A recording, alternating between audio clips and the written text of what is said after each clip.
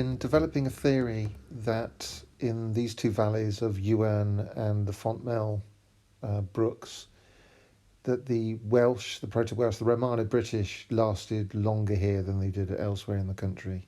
And we can see this by the Welsh-derived names that still exist today. The villages of East and West Orchard in the Dark Ages were called Archet, which is a Proto-Welsh name for by the wood.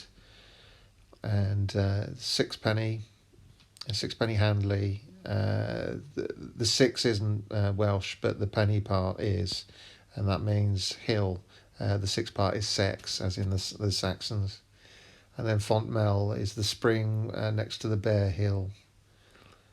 And we also have Iwerne, which we're not sure what it means, but it's probably something to do with a yew tree, but it is Welsh.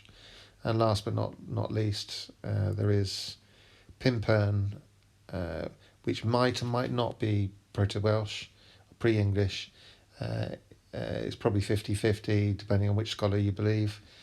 It could mean in Proto-Welsh 5 tree or something along the lines of that. Otherwise, in Old English, it would mean something like pimple, i.e. something like a hill.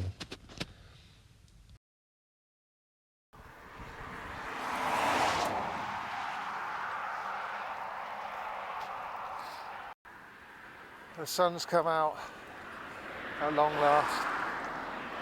Oh, what a difference it makes. It really warms you up. Still a long way from spring though, but it's nice to get some sun. I think it's going to disappear any second.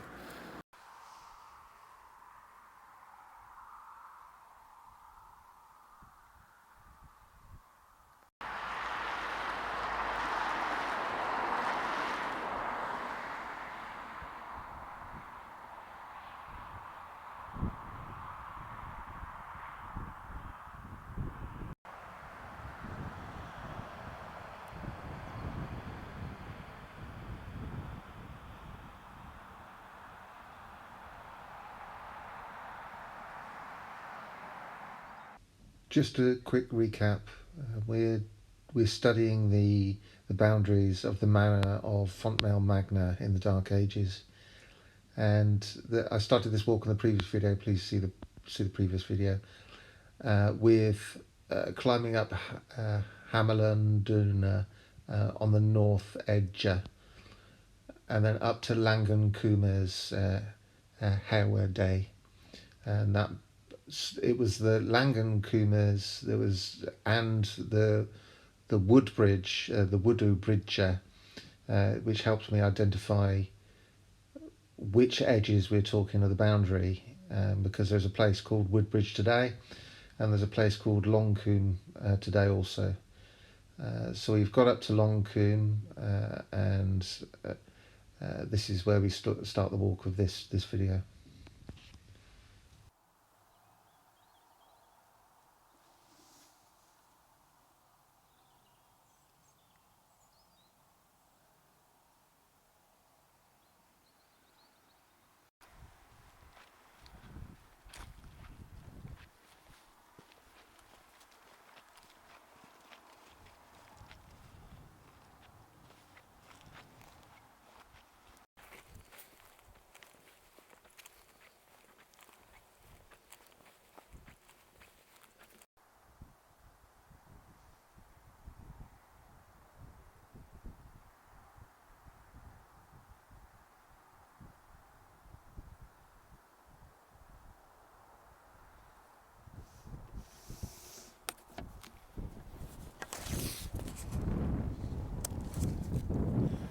That is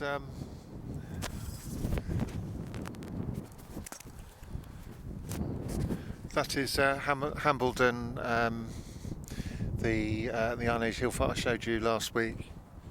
It looks very pretty when the sun shines on it.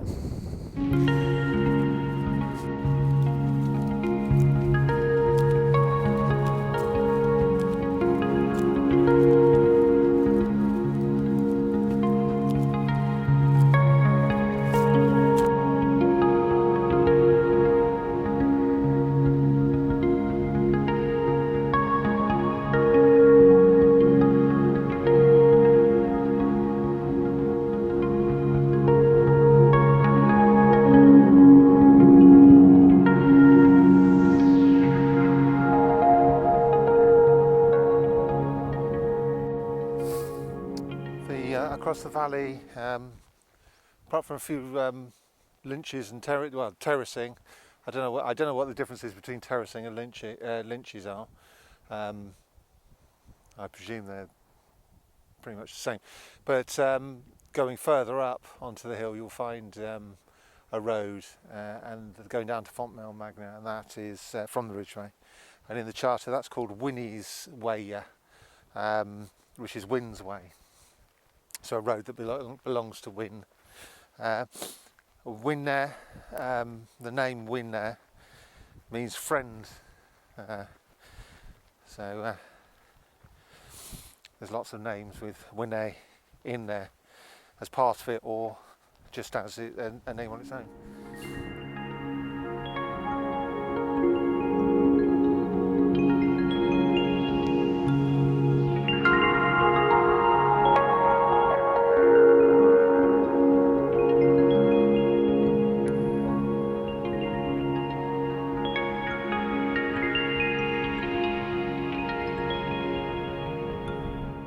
That's Elbury Hill, and today, and if you trace that name backwards in time, it comes to Alder Hill.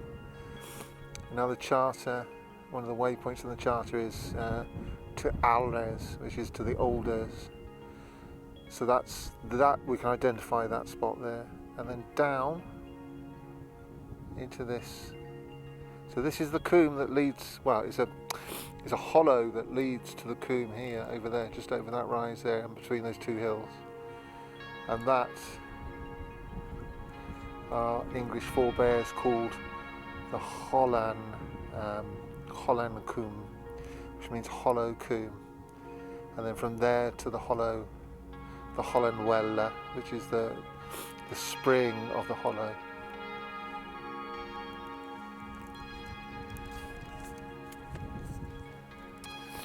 And from the spring of the hollow up this hill, we're back here to Hammerlund and the scarred hill. We're back to pretty much where we started. I'm running out of battery power. I'm running out of my own batteries are running down because it's flipping freezing. The sun comes out every now and again, and then I feel, hey, I'm outdoors, but it is still definitely winter. And yeah, so the last couple of weeks I've been out without a coat, and now I've got my coat back on again. It's bloody freezing. But anyway, I hope you've enjoyed it. Please subscribe and comments. Give me comments. I like talking, even if I'm wrong. I like talking about stuff like this. And perhaps you'll come up with something that I haven't thought of. I mean, I'm looking for, there's a road, it calls the Snellesham Way, which basically means Snellsham Way. If anybody knows of a Snellsham in this area, somebody local, let me know, I'm really interested. But anyway, thank you for watching, ta-ra for now.